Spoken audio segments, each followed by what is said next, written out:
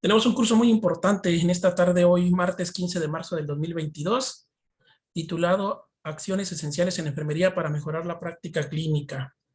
Pues bueno, me permito presentarme. Para los que ya me conocen, mi nombre es el maestro Abel Ruiz.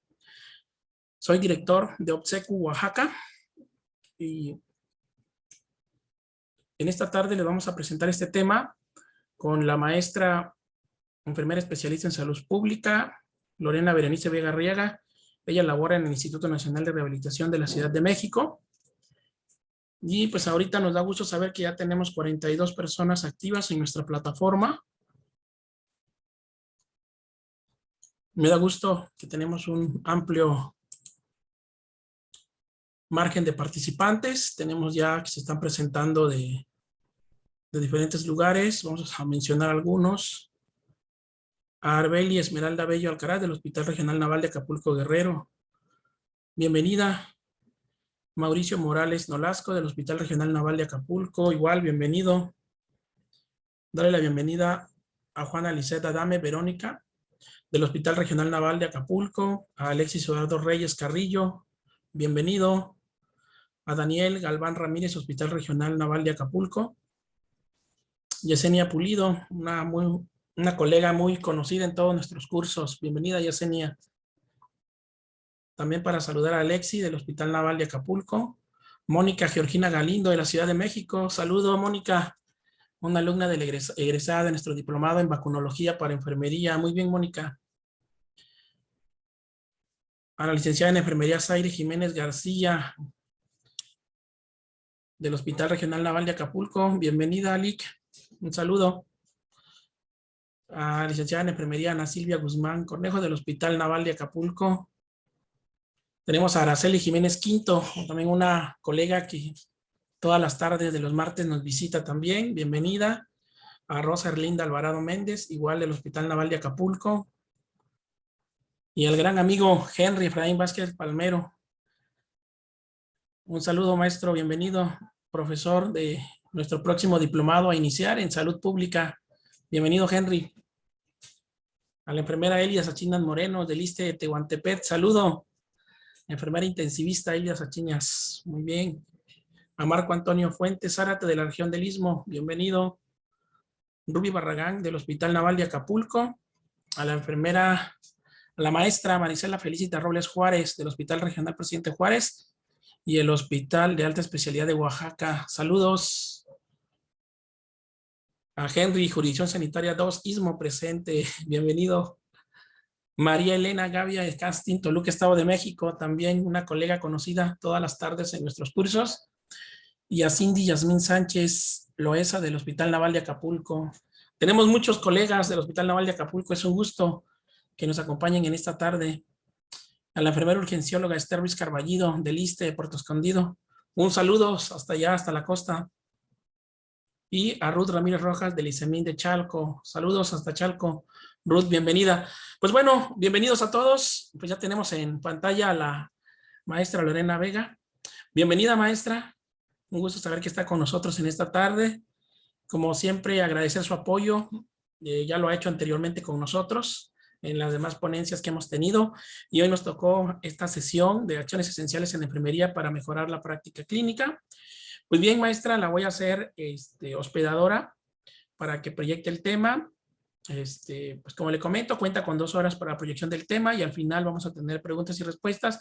También, maestra, si nos hace el favor de presentarse, ahora sí presentarse usted con nuestros participantes, por favor. Y bienvenida, la hago hospedadora. Buenas tardes a todos. Pues es un gusto para mí estar colaborando nuevamente con OBSECU y el maestro Abel. Ya tuvo a bien presentarme. Mi nombre es Lorena Vega. De formación académica soy licenciada en Enfermería y Obstetricia por la Universidad Nacional Autónoma de México, por la misma casa de estudios. Cuento con la especialidad en salud pública. Este año concluí lo que fue el magíster en prevención y control de infecciones en la Universidad de La Haya en España y pues principalmente mi desempeño profesional ha sido bajo la perspectiva del desarrollo de equipos de terapia de infusión.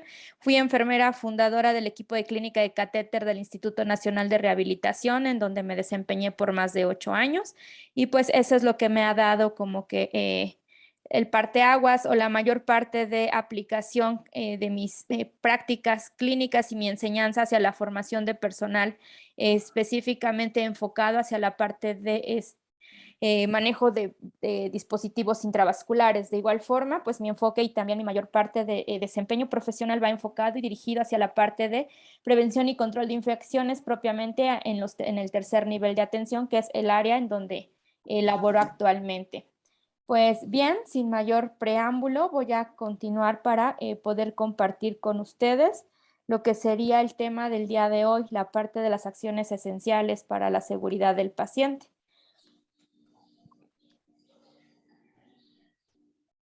No sé si ya se pueda visualizar mi pantalla. Sí, se visualiza. Pues bien, hablar de lo que son las acciones esenciales, ¿no? En enfermería para mejorar la práctica clínica, tenemos que hacer, sin lugar a duda, referencia a lo que son las famosas acciones esenciales para la seguridad del paciente, las cuales son precursoras de las metas internacionales para la seguridad del paciente.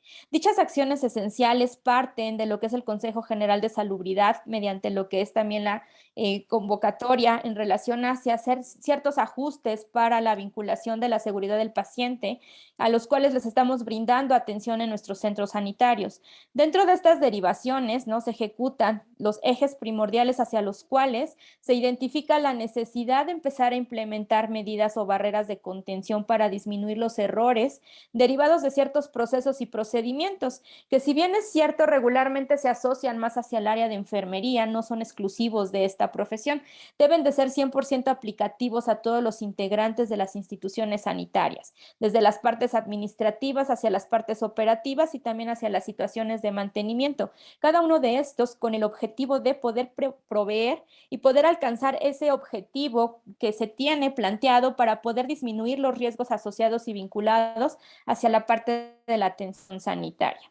Bien, para dar inicio, pues tenemos que partir obviamente sobre lo que sería la introducción referente al tema del cual vamos a estar hablando en estos 2 horas, y se nos dice, ¿no? Que finalmente lo que son las acciones esenciales, y repito, lo que fue en su momento las metas internacionales parten de lo que es la seguridad para el paciente durante los procesos de atención. Estos se van volviendo prioritarios con base a los reportes y con base a las incidencias de eventos derivados de cada uno de los procesos.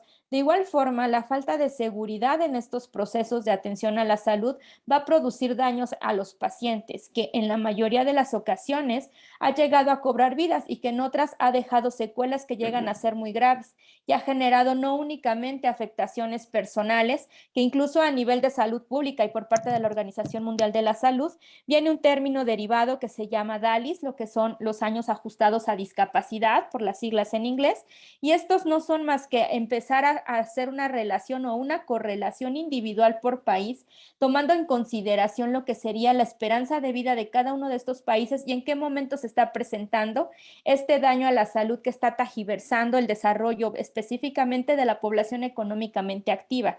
Con esto se hace una ponderación de años de vida perdidos y que se verán vinculados hacia la parte de la gravedad del daño que se haya generado al momento en el cual se brindó la atención sanitaria a este individuo. Sin embargo, tomando la forma integrativa de la parte holística y no únicamente ver la parte individual como es el enfoque en salud pública, de dar también el manejo hacia la parte de la comunidad y población, se debe de ver a este individuo como parte de un integrante familiar y de igual forma que se verá afectada la parte laboral al momento de desempeñar cada una de sus actividades, las cuales se verán modificadas posterior a la presentación de este daño.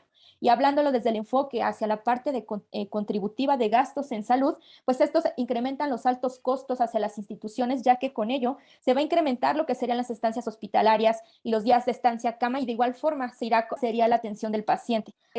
Lo que serían equipos avanzados para su manejo en el equipo de salud y que sin lugar a duda es poco costeable o poco rentable para cada una de las instituciones de salud.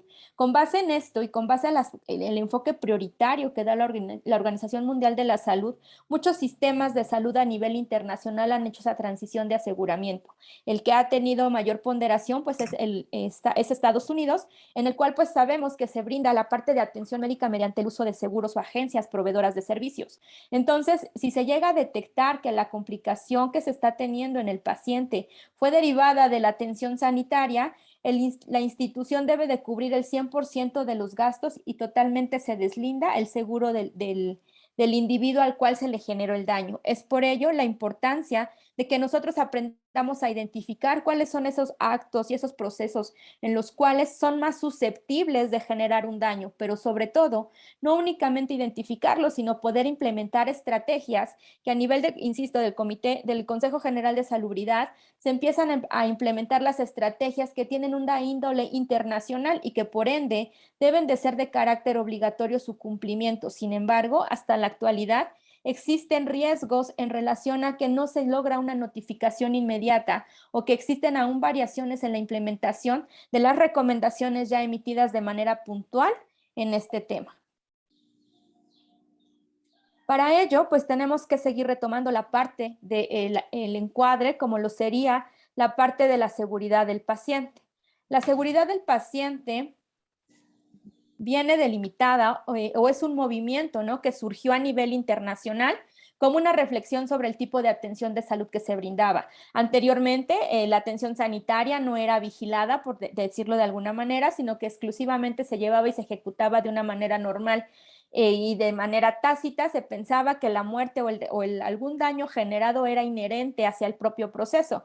Sin embargo, pues conforme se van haciendo estos análisis y estos reportes y registros, se denota que dentro de las estancias hospitalarias se debe de brindar una atención segura, con la intención de no hacer daño hacia las personas que están accediendo a los servicios sanitarios y que nos conlleve un riesgo adherido o implícito, además del tratamiento patológico base que éste tiene.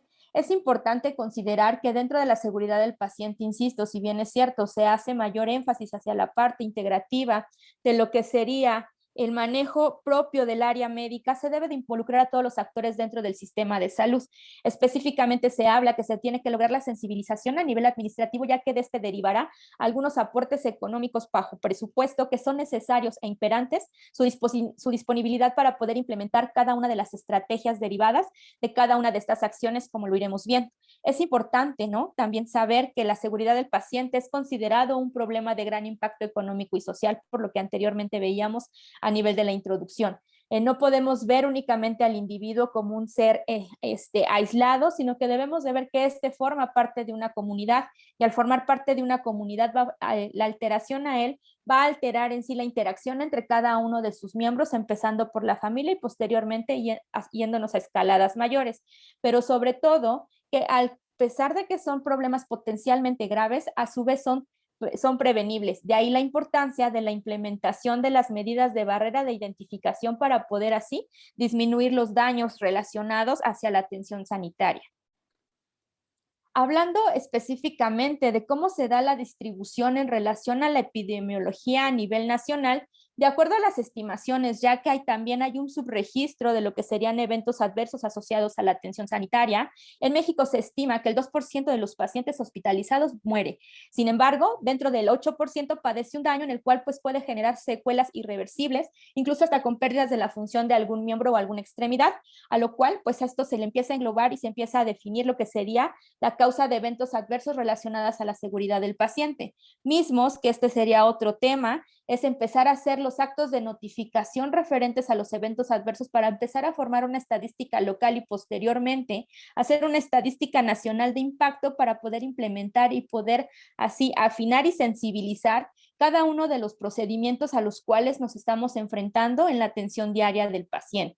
A su vez, se calcula que el 62% de este tipo de eventos adversos pues, pueden ser prevenibles, lo que plantea un área de oportunidad para brindar una atención médica adecuada y segura mediante las medidas de barrera de protección y seguridad que se van a ir implementando con base al impacto y con base al grado de incidencia y prevalencia de cada uno de ellos.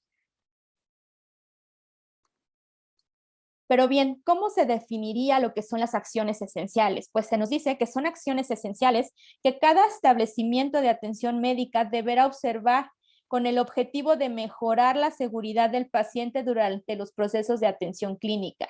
Y aquí quedarían inmersos tres componentes importantes. Uno, la percepción de seguridad, es decir, la percepción de seguridad por quien está emitiendo el cuidado, es decir, el prestador de servicios, la frecuencia de eventos reportados, qué tan frecuente es la omisión de algún procedimiento o el error en algún procedimiento en el cual estos están subestimados por una baja cultura de reporte mediante la notificación de los eventos adversos. Y 3, el grado de seguridad general de los pacientes. También es importante, ¿no?, tomar en consideración lo que son las aristas de la calidad, en donde pues debemos de ver la calidad percibida y la seguridad percibida en todas las aristas y de una forma bidireccional, es decir, tomando en consideración lo que serían las situaciones de infraestructura hospitalaria, la parte también de ejecución, la formación del talento humano del personal del área médica y cómo percibe en sí lo que sería el paciente en relación a la atención que se le está brindando y si con lo que él está percibiendo considera que su trato y su atención está dentro de un encuadre de seguridad o pone en riesgo la vida o incluso su salud o incluso la vida. Derivado de esto, tenemos lo que son 8 acciones esenciales para la seguridad del paciente, las cuales van a irse implementando con base a cómo se va haciendo el manejo dentro de la estancia hospitalaria y sobre momentos muy específicos que pudiesen poner en riesgo o generarle algún daño a la población que estamos atendiendo. Para ello, dentro del Consejo de la Dirección General de Calidad en Salud, también tenemos lo que sería en primera instancia la identificación del paciente, posteriormente sería como segunda acción esencial lo que es la comunicación efectiva. 3, la seguridad en el proceso de medicación. 4, seguridad en los procedimientos. 5, reducción del riesgo de infecciones asociadas a la atención de la salud. 6, reducción del riesgo de daño al paciente por causa de caídas. 7, registro de eventos adversos, que este es un apartado específico para los criterios y lineamientos de certificación hospitalaria y la cultura de seguridad del paciente como octava acción esencial. Sin embargo, pues iremos hablando y identificando, ¿no?, los momentos específicos de cada uno, ya que de manera general, si nosotros hacemos una encuesta hacia los integrantes del Sistema Nacional de Salud y los prestadores de servicios, nos vamos a dar cuenta que dejamos de lado muchos de los procesos que entrarían dentro de cada una de estas acciones esenciales y que específicamente con base a la cultura organizacional únicamente se le da énfasis a ciertos procedimientos, ¿no? Hablándolo, por ejemplo, de la identificación del paciente, pues nada más a veces nos referimos hacia la parte de la identificación mediante el uso de pulseras o uso también de lo que serían los identificadores a pie de cama. Sin embargo, existen procedimientos y procesos específicos en los cuales tenemos que reutilizar la identificación de nuestro paciente con la intención de disminuir los riesgos asociados hacia ciertas situaciones específicas para poder nosotros identificar y disminuir el riesgo de un evento adverso derivado de la atención sanitaria. Para poder iniciar, pues nos vamos hacia la acción esencial número 1, lo que sería la identificación del paciente. Dentro de la identificación del paciente tenemos un objetivo específico, ¿no? El cual pues es mejorar la precisión de la identificación de los pacientes, unificando este proceso en los establecimientos del Sistema Nacional de Salud, utilizando al menos 2 datos, ¿no?, para poder identificar al paciente, los cuales se consideran básicos, pero que sin embargo, dentro de las políticas de calidad institucionales de cada área o de cada institución, valga la redundancia, va a poder implementar con base a su nivel de incidencia que haya tenido en la no identificación de estos pacientes. Para ello, dentro del Consejo de Salubridad se nos dice que debemos de identificar al paciente con su nombre completo y fecha de nacimiento, lo cual nos va a permitir prevenir errores que involucran al paciente equivocado. Sin embargo, hay instituciones sanitarias en las cuales, además de estos 2 datos, incluyen el número de registro del paciente. Es importante tomar en consideración que estos deben de cumplir y deben de ser bien identificados dentro de los procesos y que cada vez que se haga un ajuste con base a esta acción esencial de identificación del paciente, se le tiene que notificar a todos los integrantes del área de salud y que tienen contacto con la atención del paciente con la intención de que no haya errores u omisiones al momento de brindar la identificación del mismo. De igual manera, pues tenemos la parte en donde vamos a empezar a hacer la estadificación o los subcomponentes de la identificación del paciente. Entonces, los 2 elementos principales que les describí anteriormente entran como una identificación general, en donde ubicaremos el nombre completo del paciente sin abreviaturas para evitar errores. Y en el dado caso, principalmente, ¿no? Pasa con pacientes que se llaman María, que hay unas que sí lo escriben como, en el acta de nacimiento viene abreviado Ma, punto, y un segundo nombre. Es importante verificar esos datos con el paciente y en caso de duda, solicitar lo que sería un documento oficial para poder tomar de inicio los datos tal cual vienen en una identificación oficial y con esto disminuir el riesgo al momento del ingreso intrahospitalario que ha pasado y en ocasiones no se detecta hasta que se necesitan procedimientos más avanzados y se detecta el error al momento de la identificación del mismo. Y la fecha de nacimiento en donde también debe de cumplir el siguiente formato de día, mes y año, igual sin abreviaturas, el año a 4 dígitos para disminuir riesgo al momento de la transcripción de la fecha. Dentro de esta subclasificación o de esta subidentificación está la estandarización, en donde va la presencia de lo que son las tarjetas en la cabecera. En ocasiones va en cabecera y piecera del paciente, en donde se involucran otra serie de datos y lo que son los brazaletes o pulseras. Es muy importante aquí también recalcar que en ocasiones, ¿no? Se hace mucho énfasis de acuerdo a la institución que debe también de llevar la parte de diagnóstico y número de cama.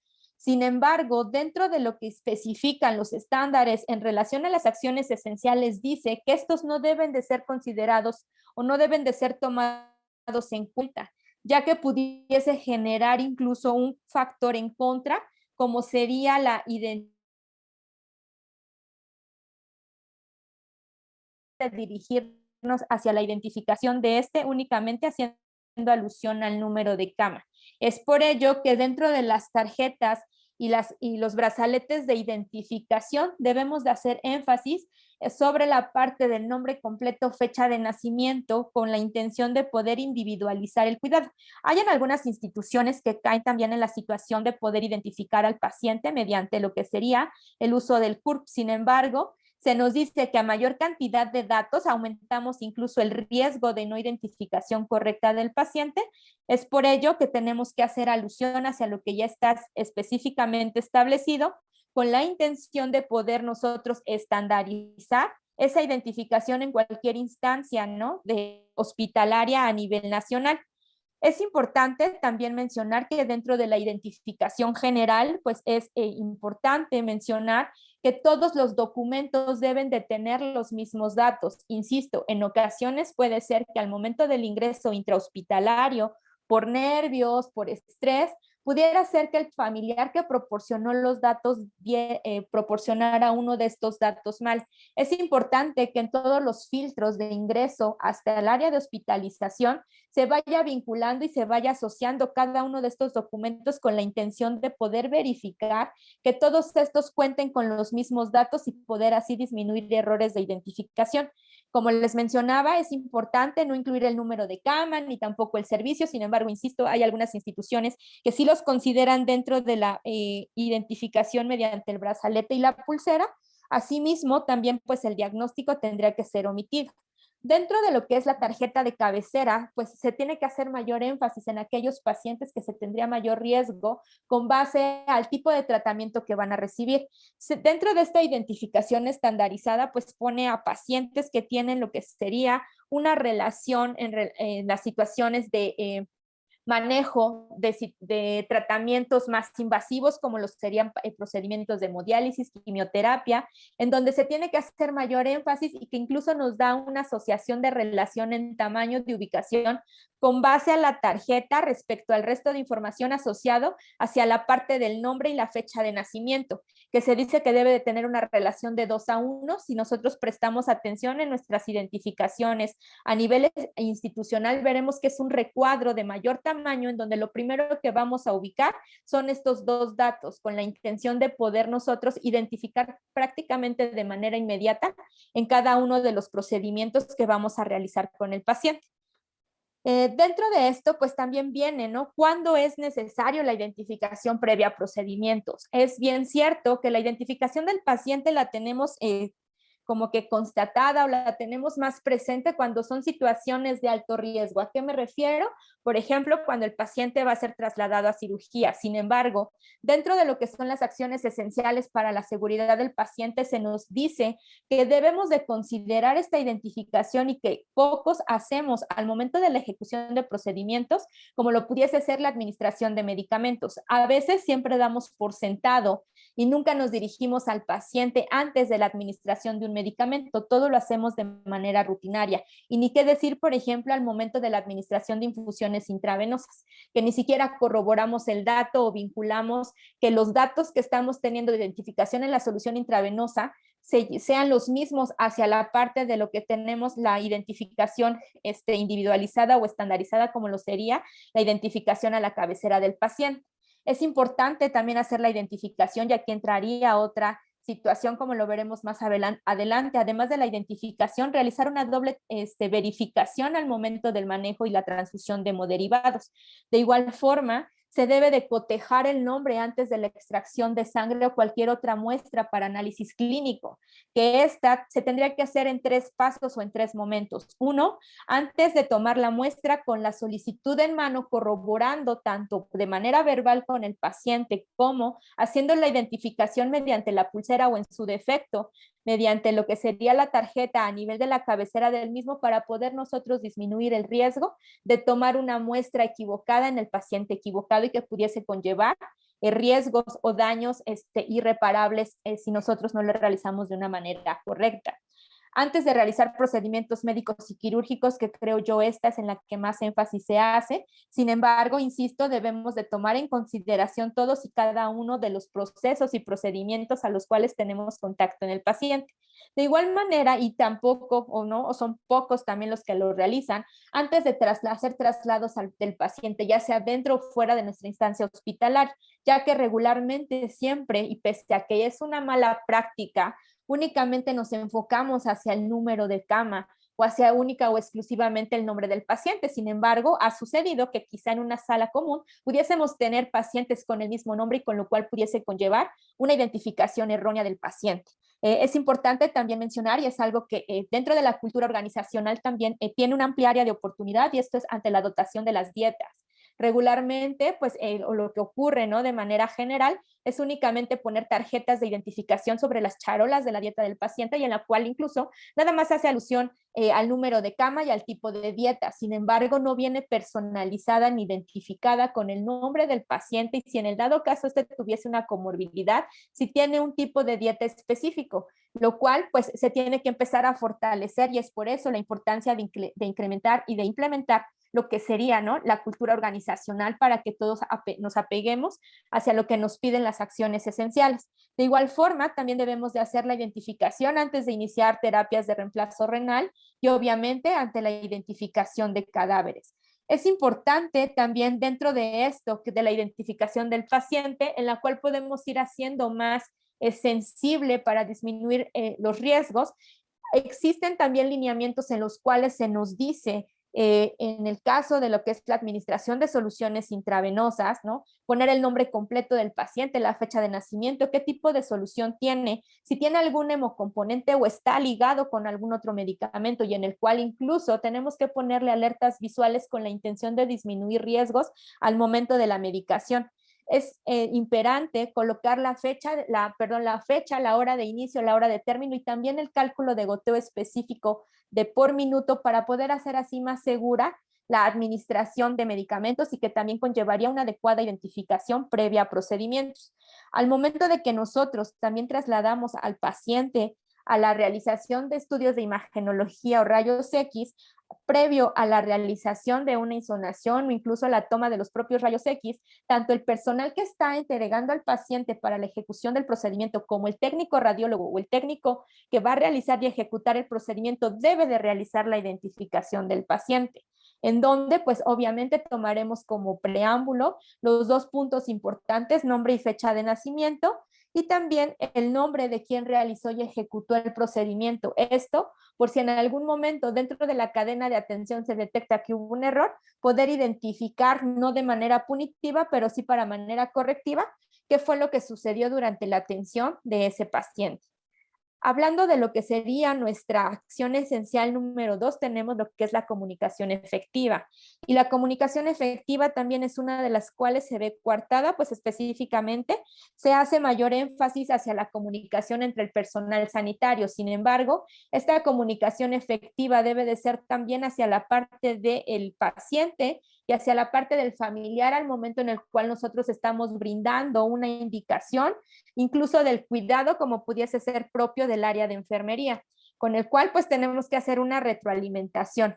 Es importante considerar que dentro de esto de la comunicación efectiva, debemos tomar, su objetivo es mejorar la comunicación entre los profesionales de la salud, los pacientes y los familiares, a fin de obtener una información correcta, oportuna y completa durante el proceso de atención y con ello reducir errores mediante el uso del proceso de escuchar, escribir, leer, confirmar, transcribir, confirmar y verificar. Sin embargo, dentro de estas nuevas implementaciones de barrera, viene lo que es la herramienta SAER, algunos o SBAR por las terminologías anglosajonas que pudiésemos tener. Dentro de esto, esta nueva herramienta lo que busca es ubicar esos procesos que pudiesen generar un error en la comunicación y que obviamente los vamos a ir desglosando con base a la cadena y con base al contacto de los que están, de los actores que están ejecutando el procedimiento. Entonces, por las siglas SAER nos dice situación, es decir, cuál es el acto que se está presentando, ya sea entre el personal sanitario, ya sea entre el personal sanitario y el familiar o el personal sanitario y el paciente, específicamente hablándolo, por ejemplo, también de lo que sería el personal sanitario o el personal de enfermería hacia el paciente cuando se dan los famosos planes de alta o planes de cuidados específicos.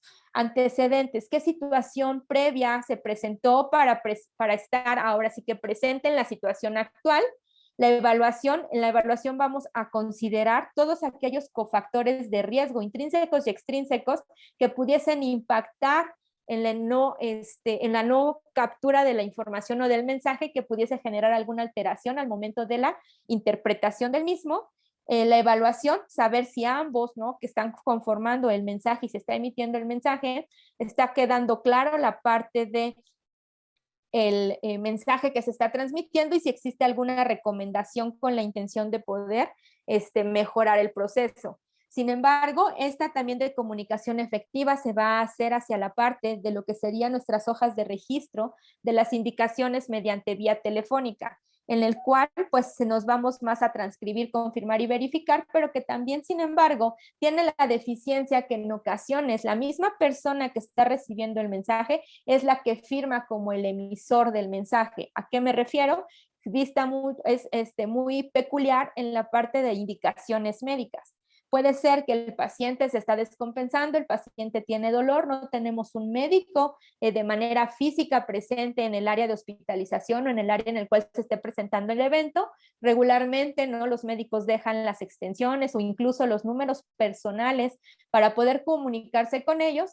Nosotros nos comunicamos, nos da la indicación y nosotros mismos firmamos. Sin embargo, tenemos que buscar y fortalecer esa barrera con la intención de disminuir los errores al momento de la atención. Es decir, yo firmo, tengo que confirmar, pero posteriormente de que yo ya haya resuelto el evento, debo de buscar al médico para que él también firme y los dos seamos corresponsables de la atención o el cuidado que le brindamos al paciente.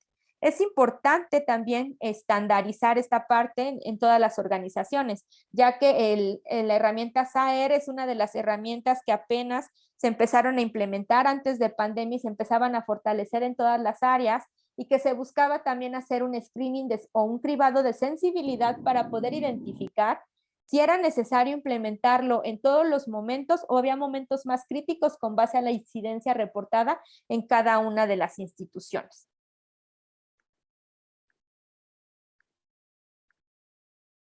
Dentro de estas, pues tenemos que también, debemos tomar en consideración las situaciones en las cuales, les digo, dejamos de lado al momento de considerar la comunicación efectiva.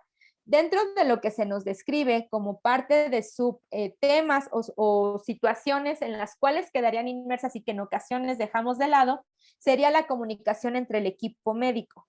mediante la misma, el mismo equipo adscrito a un mismo servicio mediante diferentes situaciones o diferentes recomendaciones emitidas como tal de la especialidad al momento de la emisión y recepción de órdenes verbales, sin importar, ¿no?, la jerarquía de quien esté emitiendo la misma.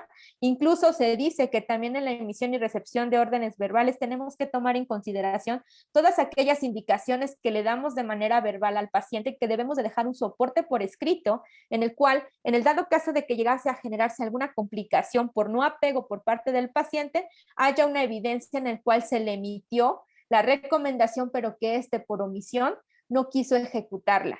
De igual forma, la comunicación efectiva debe de estar presente en las prescripciones médicas y las anotaciones específicas en documento, las famosas notas médicas. Es importante la notificación de valores críticos de laboratorio, es decir, en un área de urgencias o en una situación de una unidad de cuidados intensivos, en las cuales el médico no espera la emisión por impreso o incluso en plataforma digital de los resultados, porque de estos depende el ajuste de algún medicamento o algún tratamiento específico para que comprometiese la vida o la función del paciente.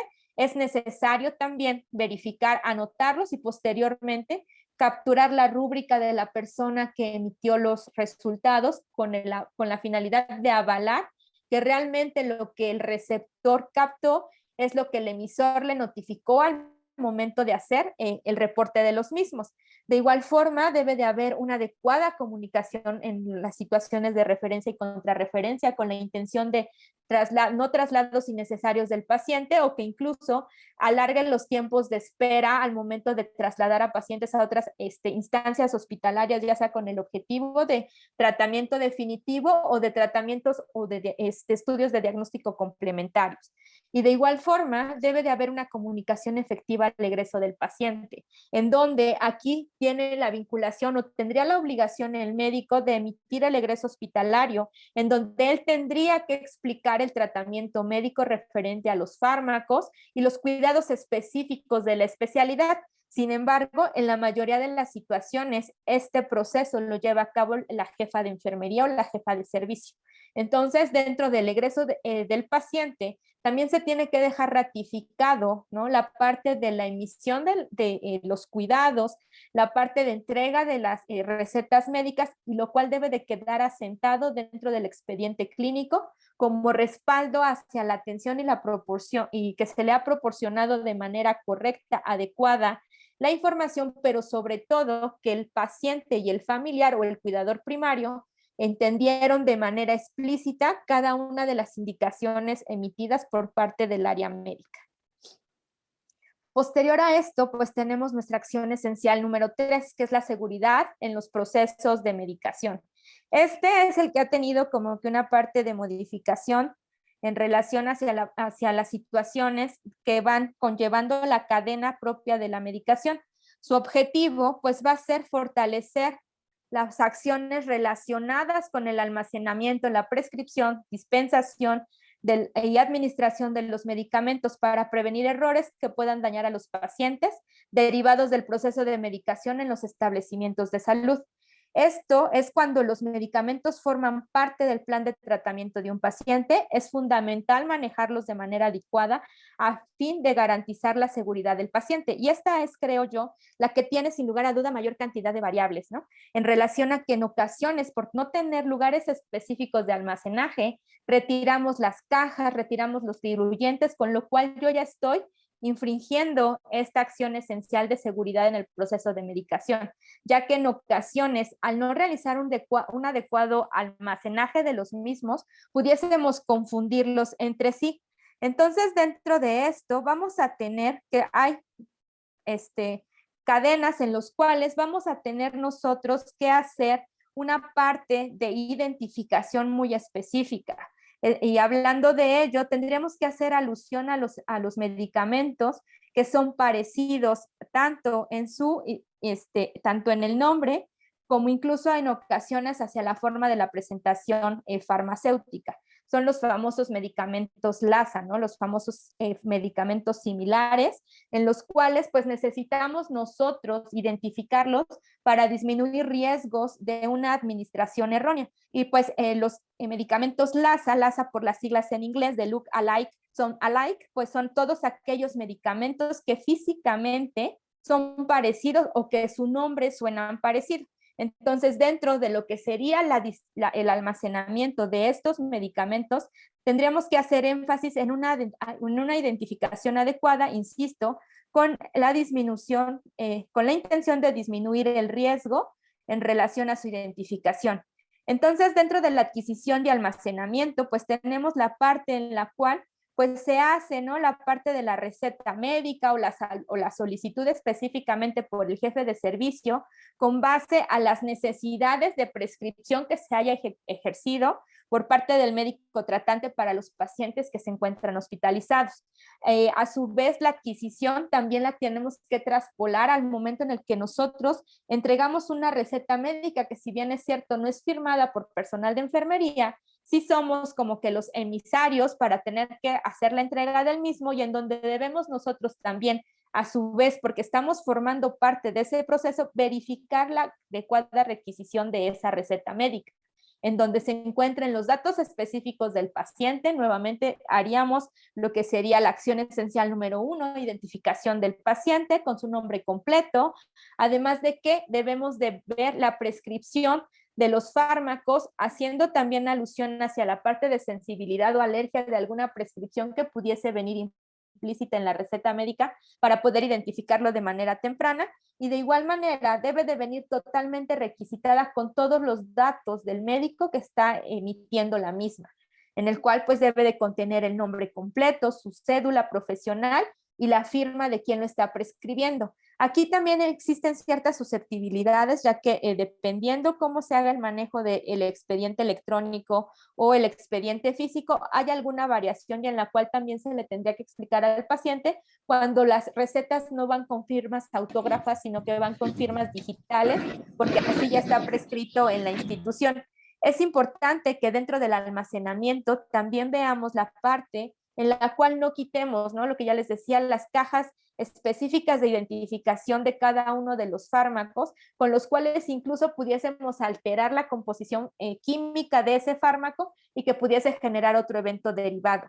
Dentro de lo que sería la prescripción, pues tenemos que ver la hoja de la transcripción de enfermería para poder nosotros identificar la dosis, y en el dado caso de tener alguna duda de prescripción de dosis o periodicidad de administración, pudiésemos manejarlo con el médico tratante previo a la administración de ese fármaco. Dentro de la prescripción, la solicitud de medicamentos a la farmacia hospitalaria, también debemos de buscar que ésta sea clara y legible, con la intención de disminuir el riesgo de confusión entre algún fármaco y otro, y esta debe de ir libre de tachaduras o enmendaduras para que no se preste a posibles malas interpretaciones o sesgos al momento del abasto de los mismos. De igual forma, en la parte de la transcripción, pues debemos de verificar el medicamento antes de entregarlo. Esto también va desde el proceso de recepción de farmacia, pero que ya en la parte operativa hacia el personal de enfermería, debo de verificar específicamente, ya sea con base al Cardex o con base a las indicaciones médicas, verificar que el medicamento en el cual me están indicando sea realmente el medicamento que estoy tomando, estoy preparando previa a su administración. Y en el caso de alguna duda, pues también aclararlo con el médico responsable, ¿no? Y esto pues es también donde nosotros tenemos que hacer énfasis en relación a que es importante o es imperante el conocimiento básico de farmacología para poder identificar estos errores, y también trabajar de la mano con estudiantes y pasantes, que es a los que regularmente les encomendamos, ¿no?, la parte de la administración de los medicamentos, porque sobreconfiamos en nosotros mismos y que incluso en ocasiones caemos en el error de cargarlos o precargarlos en las jeringas y únicamente rotularlos sobre una etiqueta o sobre la misma envoltura, con lo cual aumentaríamos el riesgo de un error en la medicación. Dentro de lo que se considera la dispensación es rotular el medicamento con el nombre completo del paciente y sus datos de identificación. Es decir, si tengo que hacer una ligación, una reconstitución de medicamento, debo de hacerlo específicamente en el área, pero previo a eso yo ya tuve que haber membretado y rotulado el contenedor, la jeringa donde voy a trasladar ese medicamento, con la intención, insisto, de no confundir el fármaco o confundir al paciente. También es mucho en la práctica sanitaria, la parte de únicamente rotular el número de cama en las cajas y que en ocasiones pues también genera errores al momento de la administración de esto. Dentro de la dispensación es importante también verificar los medicamentos recibidos y prescritos, específicamente, por ejemplo, en aquellos turnos de turno vespertino, turno nocturno, hablando específicamente ya de una forma más operativa.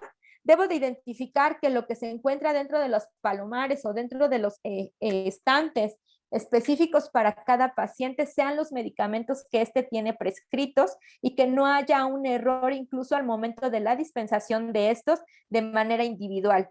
Además de esto, es importante considerar la recepción y almacenamiento de los medicamentos. Esto se supone que para disminuir el riesgo de variabilidad y de errores, se debe de asignar a un personal específico en el cual podrá preparar y administrar medicamentos. Sin embargo, aquí se cae en la controversia de lo que es yo preparo, yo administro. En esto se hace más alusión hacia la situación en relación hacia el manejo de las famosas farmacias hospitalarias, que no todas las instancias de salud cuentan con ellos, pero el objetivo es ese, migrar hacia lo que serían las farmacias hospitalarias con la intención de que sea solo una persona responsable a cargo de lo que sería la dispensación de los medicamentos. Y posteriormente, la persona que ejecuta la administración tiene la obligación de verificar, uno, la identificación del paciente y previo a la administración del fármaco, verificar con este si es alérgico o sensible al medicamento al cual estamos ministrando.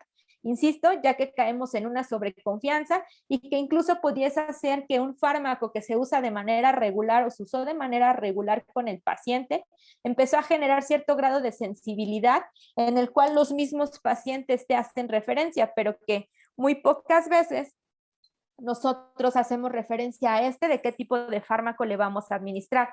Se debe de verificar en esta recepción y almacenamiento, ¿no? Que sea el paciente correcto, el medicamento correcto, o sea, los correctos en la administración de medicamentos, la vía correcta, el horario correcto y el registro correcto. Los medicamentos que también el paciente llega a traer de casa, tenemos la obligación nosotros de tomar la parte de iniciativa de hacer la anamnesis directa hacia el paciente, saber e identificar si hay algún tratamiento farmacológico que maneje de manera habitual en el hogar y debemos de hacer el resguardo de estos fármacos con la intención de empezar a verificar y poder hacer el encuadre y ajuste tanto en horarios o incluso de hacer la verificación con el médico tratante si requiere que se continúe con este tratamiento o va a ser susceptible a ajustes con base a valoraciones y estudios diagnósticos que se le realizarán durante su estancia hospitalaria.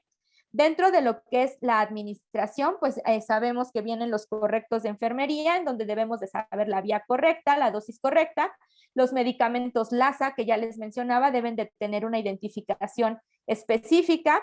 Y previo a esto, me regreso a la administración, debemos también de identificar cuáles son aquellos fármacos de alto riesgo que requieren de manera obligatoria la realización de doble verificación, como lo sería la prescripción o la administración de electrolitos, anticoagulantes, insulinas, soluciones parenterales o citotóxicos, que van a requerir que yo incluso dentro de mi hoja y mi nota de enfermería refiera con quién realicé mi doble verificación y sobre todo anote las cédulas de ambos profesionales de los cuales están administrando este fármaco con la intención de poder identificar en algún momento si se generó algún error al momento de la administración. En el caso de medicamentos con aspectos similares, pues se debe de colocar alertas visuales con la intención de separar y poder identificar de manera muy precisa a cada uno de estos y disminuir el riesgo de confusión. No sé si pueden apagar su micrófono, por favor. Y posterior a esto, y algo que tampoco hacemos, es la notificación inmediata de eventos centinela adversos y quasi falla, que también dentro de la tipificación de eventos centinela ya se hace una subclasificación y no nada más conlleva eventos centinela el que pudo comprometer la vida del paciente, sino que dejó alguna secuela irreversible al momento de la atención, de la presentación del daño hacia el momento de la administración de los medicamentos. Entonces, dentro de las estrategias son 3 muy específicas o 3 muy bien delimitadas, como lo sería la alerta visual individual, específicamente también para el manejo de electrolitos, los cuales también se tienen que poner bajo lo que sería una escala roja, o en algunas instituciones les ponen una pesca roja de identificación, que es un fármaco de alto riesgo. La parte de la doble verificación, que en ocasiones dentro de lo que son los membretes de solución viene un doble apartado cuando es la administración intravenosa de este tipo de fármacos, y que también dentro de lo que sería la ubicación de la farmacia o del control de medicamentos interno a nivel de servicio, se tendría que tener una ubicación específica de cada uno de ellos con base a las estrategias y con base también al cuadro de medicamentos básico que se empiece a manejar dentro de cada servicio. Para ello, en ocasiones, algunas estrategias con las cuales se cuenta es hacer la separación por grupos de fármacos, es decir, se separan los analgésicos, se separan los antibióticos, se separan los antipiréticos, se separan también del tipo de vía, ya sean intravenosos o sean tratamientos tópicos. Cada uno deberá de implementar estrategias específicas de ubicación y etiquetado, pero que se tiene la obligación por parte del responsable administrativo, que regularmente es el jefe de servicio, de permear y de educar a su personal para que pueda identificar de manera rápida y directa cómo está la dispensación de estos fármacos.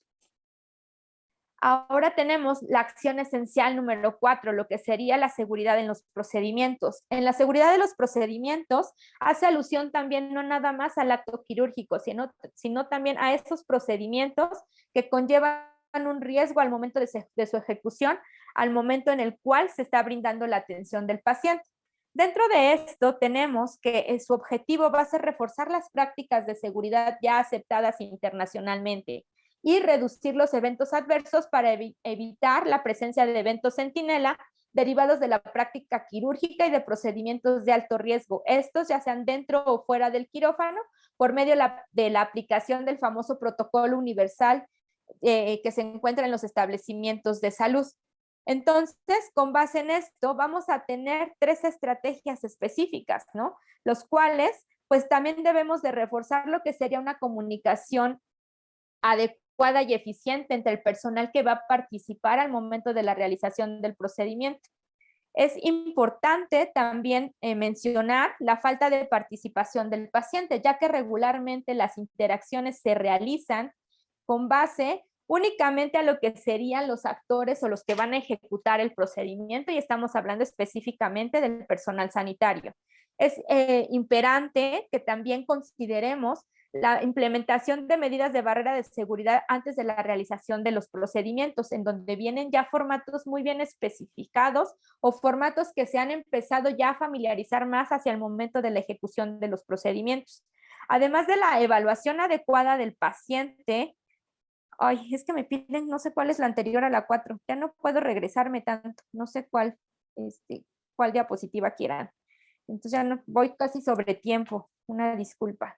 Entonces, además de hacer la evaluación inadecuada del paciente, también en ocasiones por la premura en la cual estamos ejecutando el procedimiento, no hacemos la revisión adecuada del expediente clínico, en donde pues también dentro de esto debemos de verificar toda aquella documentación en la cual va a dar soporte al procedimiento, y que también debemos de realizar una retroalimentación con el paciente previa a la realización, ¿no?, de dicho procedimiento.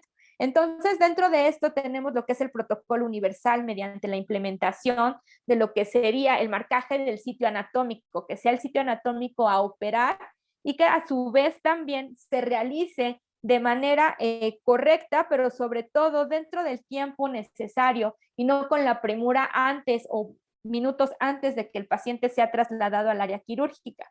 Es importante también hacer el proceso de verificación preprocedimiento, en donde aquí también hay una técnica que utiliza la Asociación Internacional de Enfermeras Quirúrgicas, la ORN de Estados Unidos, en donde dice que nosotros no debemos de condicionar las respuestas del paciente a respuestas dicotómicas, que es lo que regularmente hacemos cuando estamos haciendo la parte de la identificación del paciente o la ejecución de la parte de la hoja de cirugía segura. ¿A qué me refiero con esto? Que en ocasiones o regularmente repetimos el nombre del paciente, le repetimos la fecha y el paciente únicamente nos contesta sí o no, sí o no, sí, si es mi nombre, no, no es mi nombre, porque dice que esto aumenta casi en un 50% el riesgo de una identificación errónea del paciente. Entonces, lo que se debe de buscar es hacer preguntas abiertas en las cuales nosotros vamos a buscar la interacción del paciente que propiamente también asociado hacia el proceso que está viviendo, puede ser que surja con una situación de nervios y con lo cual él no capte o no escuche bien la información o el mensaje que estamos emitiendo. Entonces, pues nosotros le pediremos que nos repita su nombre, que nos repita su fecha de nacimiento, que nos corrobore si es alérgico a algún medicamento, si tiene alguna comorbilidad y que nos diga cuál es la zona o el área quirúrgica que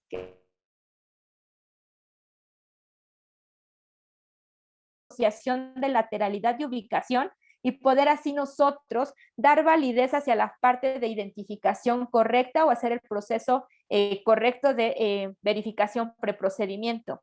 Dentro de el tiempo fuera o el time out, pues esto ya es dentro del área quirúrgica, en donde es un segundo tiempo de identificación en el dado caso de que se dude sobre la situación de identificación del paciente, pero sobre todo en donde el equipo ortopédico, el equipo quirúrgico, haga la identificación simultánea del paciente y poder así identificar posibles errores que no se detectaron en las cadenas o en los filtros previos a su ingreso al área hospitalaria, al área quirúrgica.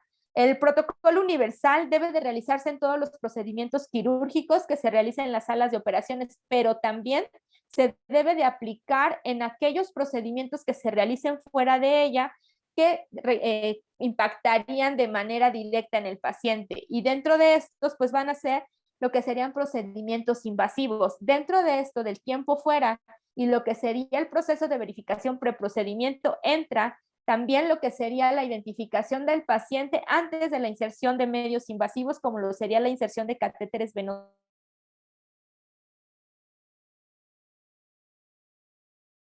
Personal de enfermería en el dado caso de que se haga la colocación de un catéter o un dispositivo central de abordaje periférico, como lo serían los catéteres PIC. Tenemos como quinta meta o como quinta acción la reducción de riesgo de infecciones asociadas a la atención en la salud, lo que son las IAS. Dentro de lo que son las IAS, pues el objetivo va a ser coadyuvar a reducir las infecciones asociadas a la atención en salud a través de la implementación de un programa integral de higiene de manos durante el proceso de atención.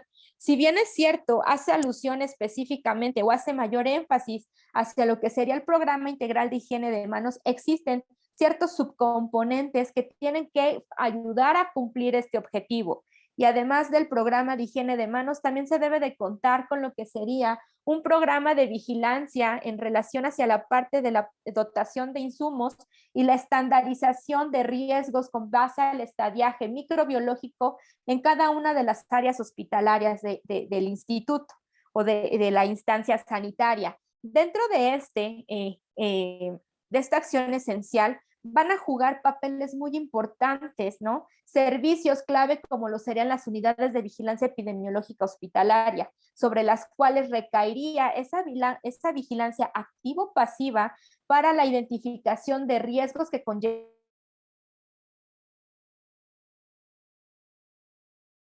que van vinculadas a la atención sanitaria. Es importante que se preste, ¿no?, atención a la prevención y el control de las infecciones asociadas a la atención en salud, las cuales pues van a constituir un desafío cada vez más y que para esto también hay una herramienta complementaria dentro de las instancias de salud como es el famoso programa de control de infecciones, el famoso PCI. Dentro del PCI se desglosa cuáles son aquellos objetivos, cuáles son aquellas dinámicas y todos aquellos procesos que se van a ver vinculados en el impacto en la disminución de riesgos de las infecciones asociadas a la atención en salud.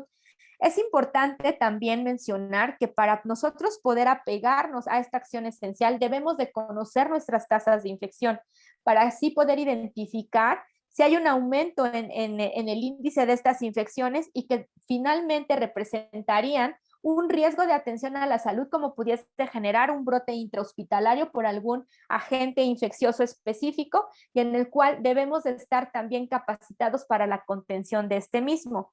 La parte de la prevención de infecciones asociadas a la atención en salud no se conlleva o no queda específicamente aplicado hacia lo que son, a lo que son estancias de segundo y tercer nivel, sino que estas también tienen que ser aplicativas en las unidades de atención primaria a la salud, en donde pues va a tomar vital relevancia por el tipo de contacto que se tiene con la población, la higiene de manos y también como sería la calidad del agua dentro de las estancias de los centros sanitarios. Esto con la relevancia que se tiene para la disminución de exposición a patógenos y por lógica la propagación a nivel de la comunidad que pudiese llevar a algunas otras complicaciones.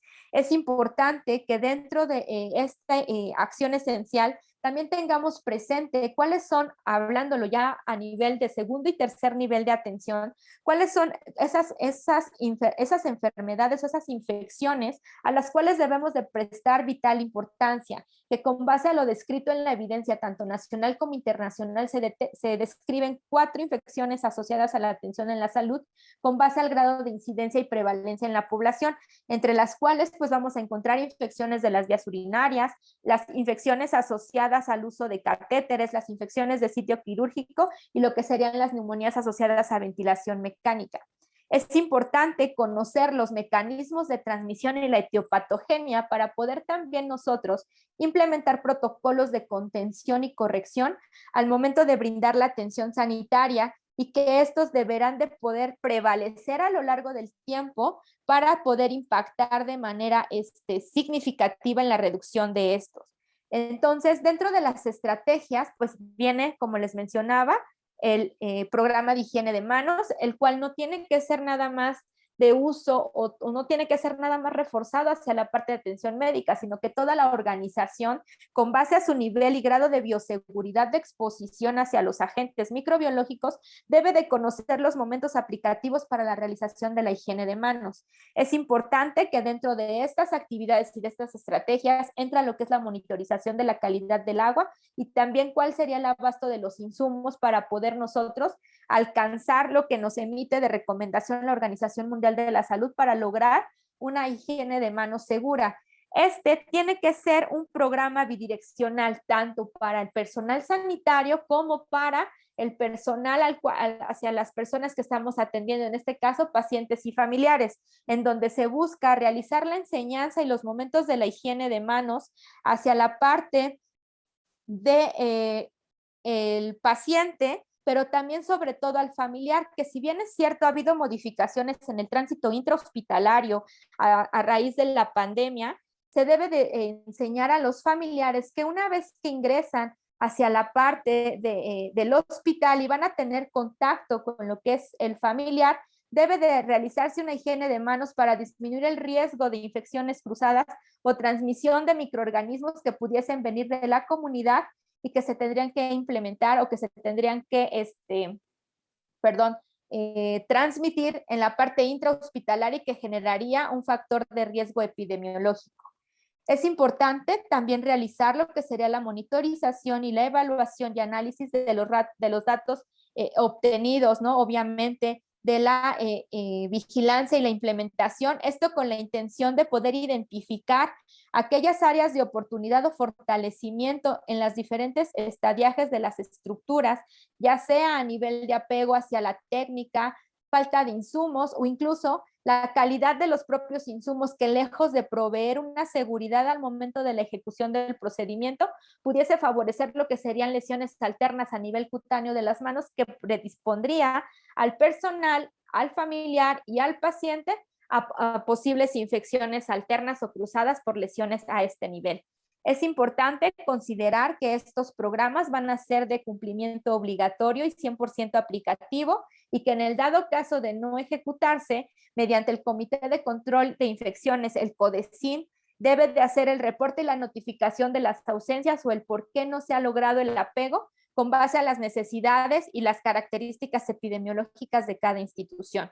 Tenemos como sexta acción esencial la reducción del riesgo del paciente por caídas. Dentro de esto, su objetivo pues va a ser prevenir el daño al paciente asociado a las caídas en los establecimientos de atención médica del Sistema Nacional de Salud mediante la evaluación y la reducción del riesgo de caídas. Este también es una de las acciones esenciales que creo yo, y disculpen la expresión, es de los más manoseados y de los menos valorados.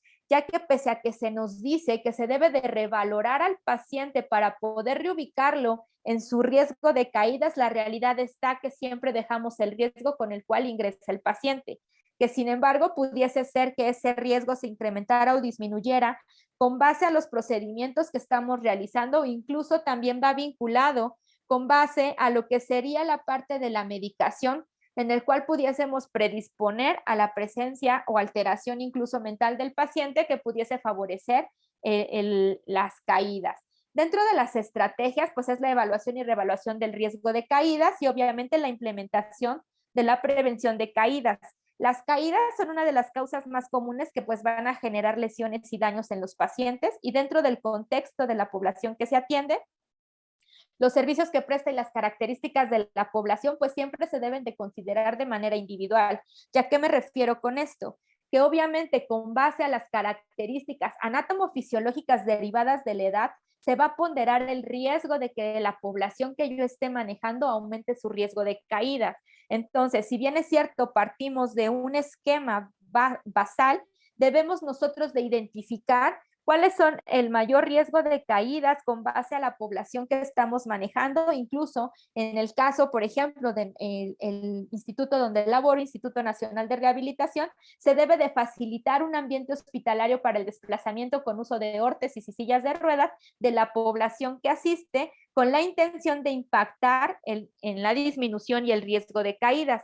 Es importante evaluar con la herramienta ya establecida previamente por la institución y en todos los pacientes que se encuentren tanto en los servicios ambulatorios de urgencias y de hospitalización. Esta parte de la reevaluación del riesgo de caídas se debe de realizar incluso entre cada cambio de turno, cambio de área o de servicio, es decir, si va pasando por diferentes filtros de acuerdo a cómo sea su proceso de admisión hospitalaria, en cada uno de estos tenemos que evaluar cuál es la situación individual del paciente para poder tipificar su riesgo de caídas, en donde también debemos de considerar cambios en el estado de ánimo o incluso cambio en el tratamiento farmacológico que va a impactar a nivel del sistema nervioso o a nivel sistémico que pudiese generar alguna alteración fisiológica y predispondría al paciente al riesgo de caídas. Debe de entenderse que factores que deben estar atendidos en la herramienta en la cual nosotros vamos a hacer la evaluación del riesgo de caídas en los pacientes hospitalizados debe de tener los siguientes características mínimas indispensables. ¿Qué limitantes físicas tiene el paciente? ¿Cuál es el estado mental del paciente? ¿Qué tipo de tratamiento farmacológico tiene el paciente? Y también si existen problemas de comunicación, ya sea porque habla alguna lengua o porque el paciente sea sordomudo, debemos de buscar también herramientas y estrategias para poder conectar y poder comunicarnos con el paciente y así poder identificar de manera oportuna cuáles son aquellos riesgos con los cuales el paciente cuenta y que pudiese incrementar el riesgo de caídas. Dentro de lo que sería la acción esencial número 7 está el registro y análisis de eventos centinela, eventos adversos y cuasifallas. Esta acción esencial incluso tendría una clase alterna que sería la notificación de eventos adversos dentro de las metodologías establecidas, ya sea por Ishikawa o los eventos por causa y efecto, pero que aquí los vamos a manejar de manera general porque no nos daría tiempo a hablarlos de manera específica. Su objetivo pues va a ser generar información sobre las cuasifallas, es decir, sobre los casi errores, sobre los eventos adversos y los eventos centinela mediante una herramienta de registro, la cual permite el análisis y favorezca la toma de decisiones para que a nivel local, es decir, a nivel de la institución sanitaria o haciéndolo más cerrado a nivel del servicio, se tomen decisiones para que el nivel local prevenga su ocurrencia y que a su vez hacerlo hacia la parte de la plataforma de notificación nacional permita emitir alertas para evitar que este tipo de eventos acontezca en los establecimientos de la atención médica que conforman el Sistema Nacional de Salud. Dentro de esto, para lograr la parte del registro y análisis de eventos centinela que nos pide la acción esencial número 7, existen dos situaciones o dos momentos específicos o dos instancias específicas. El sistema de registro de eventos adversos, el cual, insisto, inicia de manera local con formatos establecidos por la institución en donde se hace la notificación específica de quiénes fueron los actores, cuál fue el evento que se generó y si hubo algún daño o secuela derivada de la atención.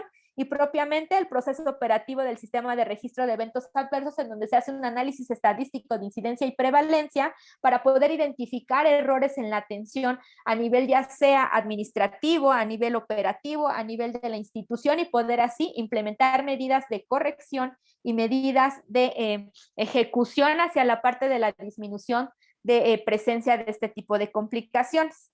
Es importante también mencionar que dentro de esto, de la notificación de los eventos adversos, Quasifaya y Centinela, el objetivo también va a ser desarrollar una cultura de calidad y seguridad en la cual se va a requerir, además de identificar, se debe de priorizar y gestionar los riesgos y problemas con los cuales se están identificando mediante estas herramientas, mediante el sistema de reporte y análisis de eventos adversos relacionados con la seguridad del paciente.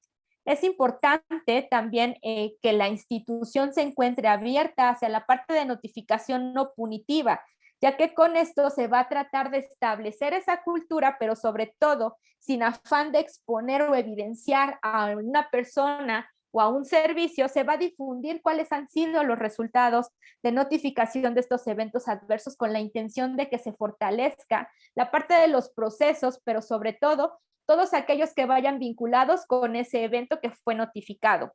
Es importante también mencionar que el sistema de notificación y análisis de eventos relacionados con la seguridad del paciente se debe de incluir lo que son las famosas definiciones operativas del evento Centinela, evento adverso y evento de Quasifaya. Esto nosotros lo tenemos que tener a nivel de las instituciones, a nivel local. Tenemos la obligatoriedad de conocer cuál es mi sistema de notificación y cuál sería el proceso en las cadenas de mando para yo poder emitir esa notificación. De igual forma, debo de identificar cuál es el mecanismo de notificación y sobre todo, debe de haber un proceso definido para el análisis de causa raíz, la parte de los eventos Centinela, así como los análisis de patrones y tendencias, que esto ya es más a nivel estadístico, para poder hacer mejoras en la toma de decisiones en el sistema, referentes o correspondientes al evento que se está notificando. También tendría como objetivo realizar la retroalimentación periódica a los directivos, responsables de área y el personal involucrado, de acuerdo al nivel de incidencia de reporte que se haya analizado a lo largo de la ejecución de esto. Es importante mencionarles pues que esta es una de las acciones que tiene mayor debilidad al momento de su ejecución y implementación, ya que todavía no alcanzamos esa cultura de notificación y que muchas veces no se realiza porque se tiene miedo al momento de realizar esa notificación del evento, ya que si bien es cierto, se dice que no es de carácter punitivo, sí existen instancias o incluso se hace en ocasiones de manera dolente el exhibir la parte de la persona que cometió el error, por lo cual se disminuye, ¿no?, la parte de notificación y con lo cual pues generamos lo que sería una cultura de inseguridad, pues desconocemos cuál realmente es el contexto vinculado hacia cada una de las acciones y de los procedimientos y procesos que estamos realizando con cada uno de nuestros pacientes. Dentro de lo que sería la parte de notificación de eventos adversos es donde también derivarían los famosos proyectos de mejora. Ese es una de los resultados de una adecuada cultura de notificación de eventos adversos, en donde con base a los datos registrados y sobre todo analizados, pues se hace alusión a la situación de cuáles serían todos aquellos procedimientos a los cuales son susceptibles de mejora con el objetivo de disminuir los riesgos vinculados a cada uno de ellos. Sin embargo, insisto, es de los cuales tiene menor datos o casi no se alimenta de los datos para poder gestionar y poder ejecutar cada uno de esos. Dentro de esto, pues ya tendríamos lo que sería nuestra octava acción esencial, que iría de la mano con la acción número 7, y es la cultura, ¿no? La cultura de seguridad del paciente. Dentro de lo que es el objetivo de la cultura de seguridad del paciente, pues es medir la cultura de seguridad del paciente dentro de nuestro ámbito hospitalario con el propósito de favorecer la toma de decisiones, establecer acciones de mejora continua del clima de seguridad en los hospitales del Sistema Nacional de Salud. Es importante mencionar que esta parte aplicativa de la cultura debe de conllevar a toda la parte de la organización dentro de la estancia hospitalaria. Es importante también ver la priorización en relación hacia las situaciones de cuáles son aquellos cofactores que pudiesen alterar la dinámica de esta cultura y no se centra específicamente en el factor humano, sino que también va centrado en factores de la organización, en los factores administrativos, en los cuales pues van a jugar un sinergismo entre cada uno de estos para poder alcanzar esta cultura tan anhelada en relación hacia los estándares específicos de certificación. Entonces, dentro de la cultura de seguridad del paciente entran las dos dimensiones relacionadas con la seguridad del paciente. Una de ellas es trabajo en equipo dentro del área o servicio. Es aquí donde se busca vincular la parte del talento humano sin importar la parte de percepción en relación a las relaciones humanas desde el sentido cual en el que es muy dado, ¿no? En un país alterno, me han contado, de que es como que mucho la rivalidad y la parte de egos entre la interacción en un mismo servicio. Sin embargo, se dice que para buscar esa cultura debemos nosotros de ser conscientes de la parte de cuáles son mis habilidades y destrezas, pero también de la parte de mi compañero para poder hacer un sinergismo tal que se potencialice la atención del paciente y que los resultados sean óptimos con la menor cantidad de daños o con la menor cantidad de errores. El segundo, ¿no? La segunda dimensión va a ser acciones del superior o jefe para promover la seguridad de los pacientes. Y esto va vinculado hacia la parte de notificación de cómo se encuentra la infraestructura hospitalaria como tal, cómo está el mobiliario, cómo está el inmobiliario, que se hagan las notificaciones precisas y prudentes, también vinculadas hacia la parte de los procesos de mantenimiento preventivo y correctivo de material biomédico que van a impactar de manera directa en la atención del paciente, pero que a su vez también van a mermar la interacción y la ejecución del cuidado del personal adscrito a esa área. La evaluación número 3 es el aprendizaje organizacional para la mejora continua en la seguridad. Esto es una dinámica similar en la cual también dentro de la estancia hospitalaria se debe de contar con lo que serían brigadas de supervisión, la famosa, se me fue el nombre ahorita, seguridad laboral, higiene laboral, en el cual tiene que tener contacto con la parte operativa, la parte de la infraestructura para identificar de manera global cómo se encuentra la estancia hospitalaria en general. Entonces, debe de ver esta parte y esa situación en la cual es una interacción mutua y global entre cada uno de los componentes de la organización en salud. De aquí partiríamos a la dimensión 4, que es el apoyo de la dirección en la seguridad del paciente. Es decir, se debe de crear una partida presupuestal específica con el objetivo de proveer en todos los niveles el alcanzar cada una de estas acciones esenciales para poder implementar todas aquellas medidas o todas aquellas barreras de seguridad para poder generar una cultura organizacional de seguridad del paciente, pero que también a últimos años se toma y se considera la seguridad en la parte no únicamente centrada en el paciente, sino también hacia la persona que está ejecutando la atención sanitaria, como lo sería el personal de atención médica y el personal de enfermería. Debe de haber también una percepción general sobre la seguridad del paciente. Y esto es mediante las encuestas de satisfacción, ¿no? La famosa calidad percibida. Dentro de esto, pues es un sinergismo en donde se evalúa la calidad y la seguridad que se percibe por parte de las personas que están recibiendo la atención, pero también como parte del personal que está ejecutando el servicio. Y con eso se hace un análisis y una derivación específica de estrategias para poder mejorar los puntos o los errores identificados mediante esta notificación. Debe de haber comunicación e información al personal sobre los errores en la unidad. ¿A qué nos referimos con esto? Por ejemplo, una situación que pudiese ser, no sé, disminución en la presión de vapor en las centrales de equipos. que sabemos que las centrales de equipos, una falla en estas van a impactar de manera significativa en toda la instancia hospitalaria y que también es una de las áreas a las cuales se ha minimizado el impacto que puede tener al momento de la atención, identificar al personal todas aquellas adecuaciones o todos aquellos o el abasto habitual de ciertas situaciones, ¿no? Por ejemplo, se me ocurre también cuando se alteran los recorridos de RPBI, en donde hay un sobreacúmulo de desechos biológico-infecciosos, pero que se tiene que notificar al personal para que prevea esta modificación o esta situación que va a alterar de manera regular lo que sería la dispensación final de cada uno de ellos. Se debe también de considerar el grado de apertura de comunicación. Creo yo también desde mi punto de vista muy personal, la apertura a la comunicación es algo que también no se ve muy bien vinculado mediante el proceso de atención sanitaria. Hay mucha rivalidad, ¿no? Ya sea que porque entre los mismos compañeros no me cae bien o si tengo que hacer una interacción para poder vincular con otro servicio de atención, pero yo no lo quiero hacer porque ya me cae mal. Entonces debemos de tener apertura hacia la comunicación con las diferentes áreas, con la gente y sobre todo poder atender de manera oportuna las necesidades que tenga al momento de su atención. La frecuencia de reporte de incidentes de seguridad, esto también se analiza de manera institucional y de manera más local a nivel de los diferentes servicios hospitalarios.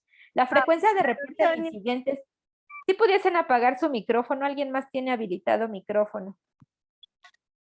La frecuencia de reporte de incidentes de seguridad, pues es poder identificar, ¿no? Qué tanto es o qué tan recurrente es cierto error y poder incluso hacer una asociación si va vinculada hacia propiamente desempeño del personal o si va vinculado hacia la parte de omisión o falta de conocimiento o va vinculado hacia la parte de infraestructura y provisión de recursos. Entonces, la intención va a ser, al igual que la notificación de eventos adversos, es no punitiva, pero sí con el objetivo de buscar esas áreas de oportunidad y fortalecimiento dentro de cada uno de los procesos en las áreas de atención hospitalaria. Se debe de buscar también el trabajo en equipo entre las áreas y sobre todo, pues también en el mismo servicio, como ya lo mencionábamos. Tenemos la parte 10 de personal, ¿no? Que esta es otra de las situaciones que ha pegado a nivel de indicadores de atención, que es personal con suficiencia, disponibilidad y gestión. La suficiencia, pues, es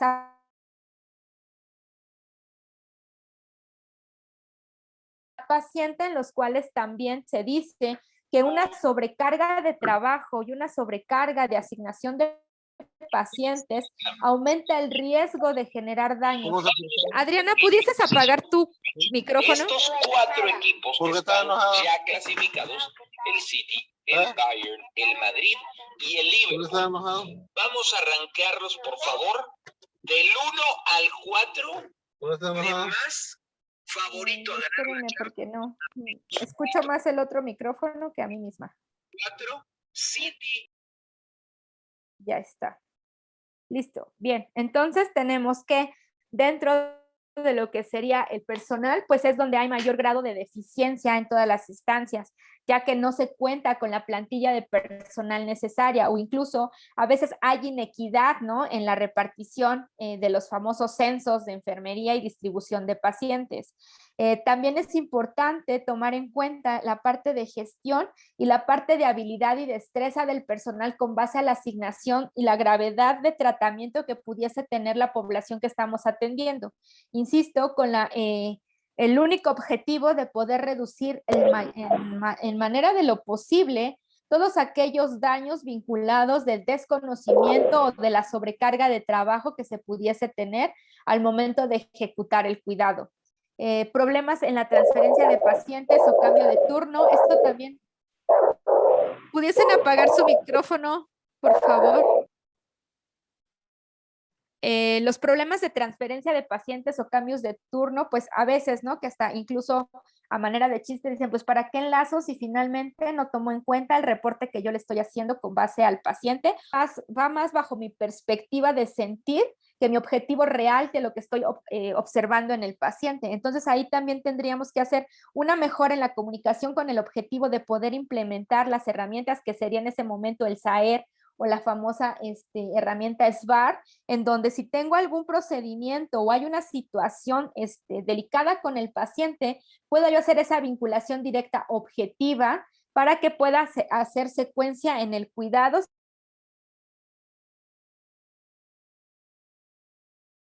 al momento de la ejecución del cuidado.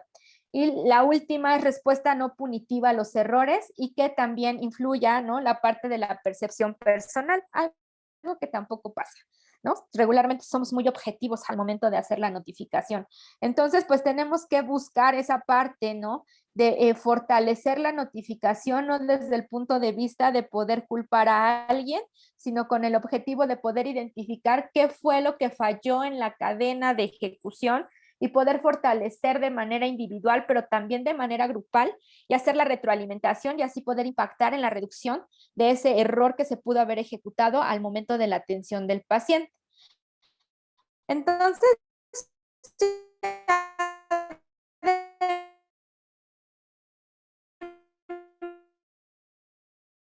manera como que general tenemos de las, insisto, también va a los entornos ambulatorios, en donde partimos con lo que es la identificación del paciente, en donde el propósito pues va a ser identificar de manera confiable, ¿no?, a la persona a la cual estamos dirigiendo el servicio, procedimiento o tratamiento y hacer que los mismos coincidan con la persona. La comunicación efectiva, en donde lo base va a ser escuchar, escribir, leer, confirmar, transcribir, confirmar y verificar. Después tenemos seguridad en el proceso de medicación, en donde pues vamos a ver cuáles son los pasos que conllevan hacia esta parte de seguridad en este proceso, como lo son la adquisición, almacenamiento, prescripción, transcripción, dispensación, verificación y administración. Es decir, desde la parte de provisión hacia la parte final, que sería la administración hacia el paciente.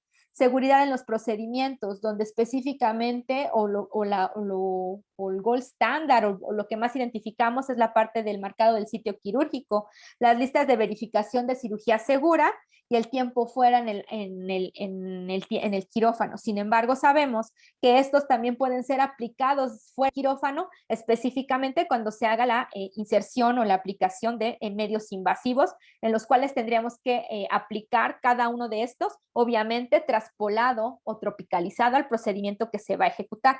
Reducción del riesgo de infecciones asociados a la atención en la salud.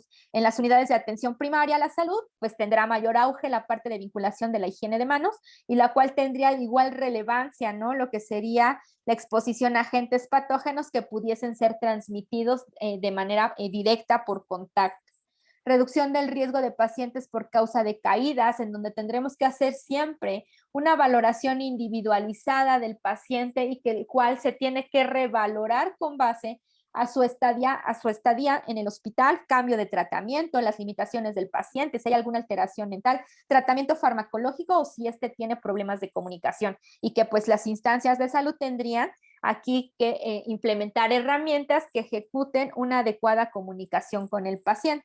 Registro y análisis de eventos centinela, eventos adversos y cuasifallas, en donde se va a desarrollar, o su objetivo es desarrollar una cultura de calidad y que se requiere, además de identificar, priorizar y gestionar los riesgos y problemas, contar siempre con un sistema de reporte y análisis de los eventos relacionados a la seguridad del paciente, que permita a la organización aprender de estos errores e implementar mejoras para prevenir su ocurrencia. Y por último, lo que sería la cultura de seguridad del paciente, en el cual el proceso de medición se hará de acuerdo al proceso operativo para la medición de cultura de seguridad del paciente establecido por la Dirección General de Calidad y Educación en Salud. Entonces, como vemos, todos juegan, ¿no?, una dinámica que, si bien pudiesen evaluarse de manera individual, en conjunto van a favorecer esa parte de situación de seguridad institucional y que nos permitirá también reevaluar en donde sería necesario reencaminar ciertos procesos y ciertos procedimientos con la intención de brindar una atención segura. Pues bien, a manera de conclusión podemos ver que el identificar e implementar las acciones esenciales dentro de la práctica diaria va a favorecer la atención sanitaria en su parte bidireccional, tanto enfocada hacia el paciente, pero también enfocada hacia la parte de salud laboral y hacia la parte del personal sanitario que ejecuta la atención de esta población.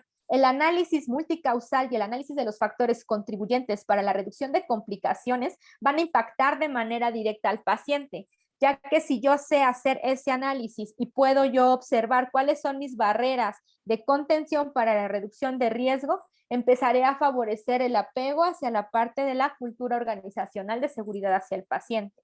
Es importante también considerar que los factores contributivos aumentan o hacen lo que sería una acción insegura al momento de la ejecución de la práctica. La implementación de las barreras de seguridad en cada uno de los procesos vinculados a la atención en salud me ayudará a contener y a reducir esos riesgos y poder así disminuir los daños generados por la omisión en alguno de los procesos. Pues eso es todo de mi parte, no sé si tengan alguna duda.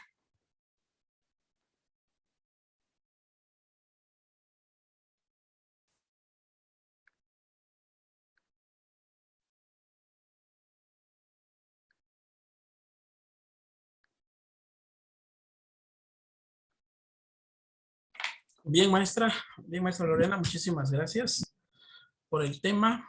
Ok. Pues vamos a pasar a la parte de la sesión de preguntas y respuestas. Vamos a ver del personal que tenemos, de los participantes. ¿Alguien tiene alguna duda, pregunta? Pues aquí en el chat, felicidades a la maestra. Felicidades, excelente información, muy diferida. No hay dudas, todo muy bien explicado. Excelente ponencia, muchas gracias. Excelente todo el contenido. Le agradezco, excelente ponencia. Muy bien. Excelente. Felicidades, felicidades. Felicidades, muy bien.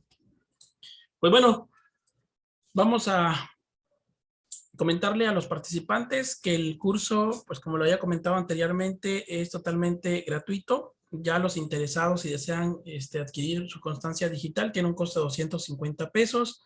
Para ello hay que mandar un WhatsApp al siguiente número que les voy a poner ahí. 951-423-6508.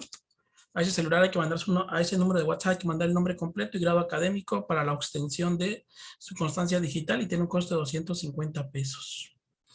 Pues bueno, maestra Lore, agradecer infinitamente su apoyo con este tema. Igual para los participantes, agradecerle su participación en esta tarde. No sé si alguien quiere hacer algún comentario final de los participantes.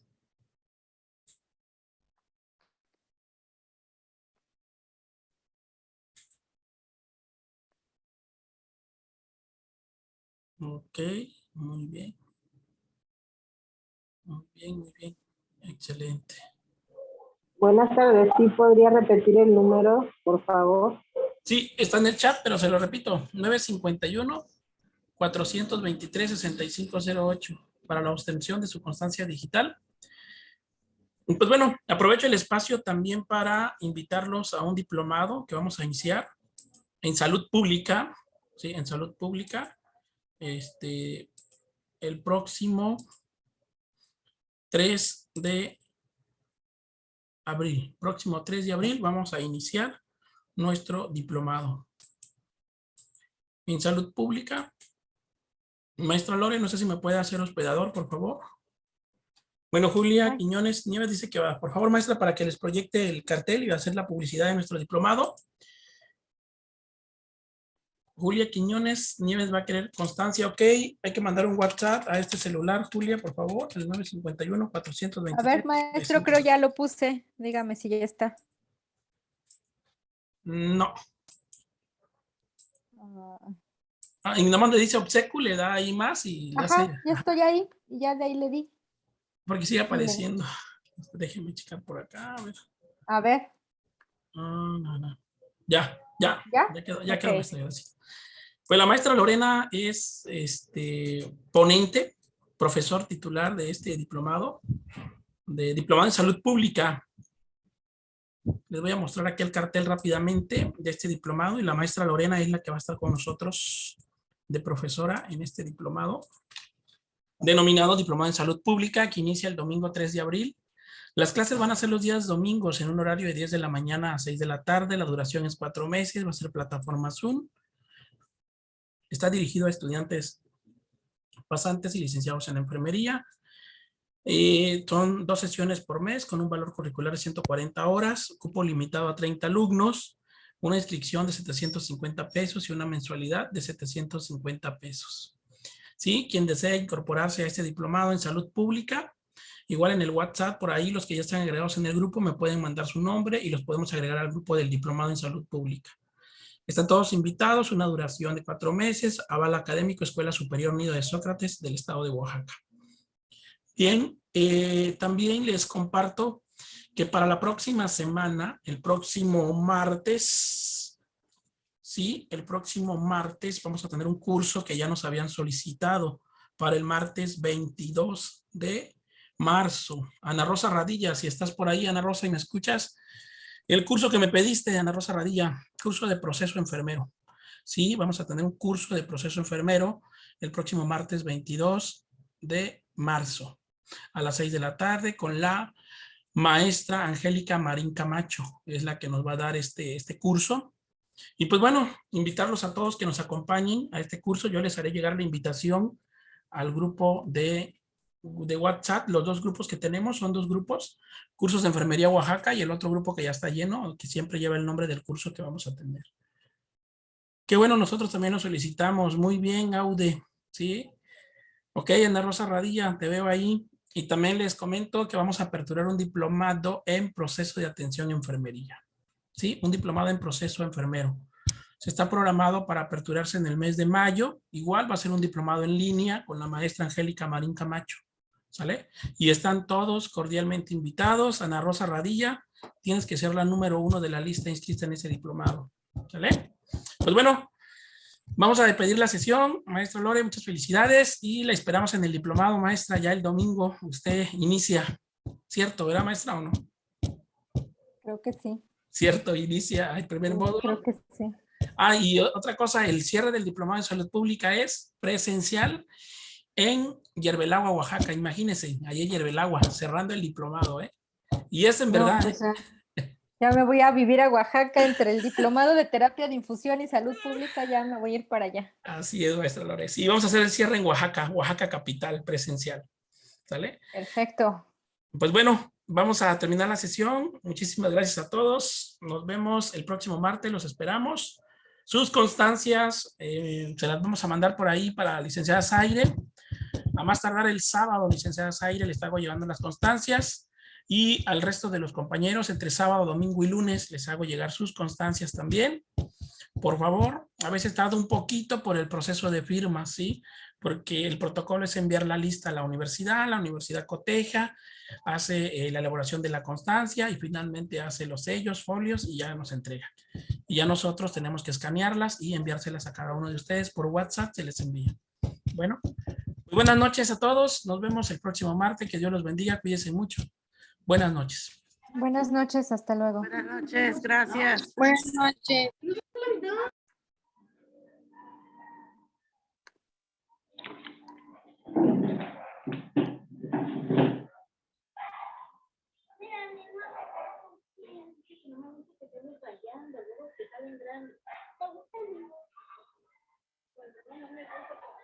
Ya por fin terminó esta cosa. Me habló Junior estando en la clase, pero le dije que no sé qué quiera.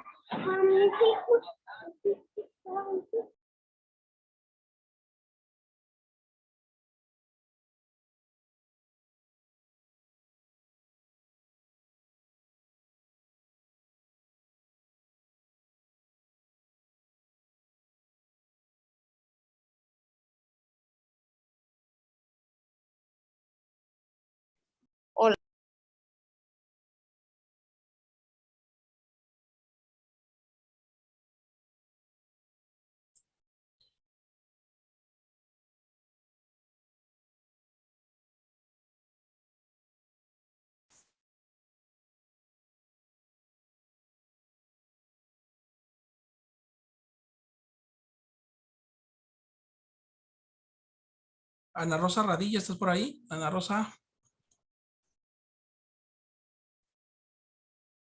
Ana Rosa Radilla. ¿Me escucha?